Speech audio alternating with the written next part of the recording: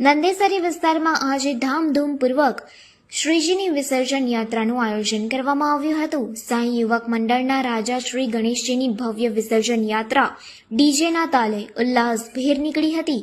વિસ્તારના શ્રદ્ધાળુઓ મોટી સંખ્યામાં જોડાયા હતા। યુવાનો સાથે મહિલાઓ અને બાળકો પણ ભજન કીર્તન અને નૃત્યમાં મગ્ન થઈ યાત્રામાં જોડાઈ ગયા હતા। મંડળ દ્વારા સમગ્ર યાત્રા દરમિયાન શિસ્તબદ્ધ અને ધાર્મિક વાતાવરણ જાળવવામાં આવ્યું હતું। વિસર્જન યાત્રા નંદેસરીના મુખ્ય માર્ગો પરથી પસાર થઈને કૃત્રિમ કુંડ ખાતે પહોંચતા ધાર્મિક વિધિ સાથે ગણેશજીનું વિસર્જન કરવામાં આવ્યું હતું।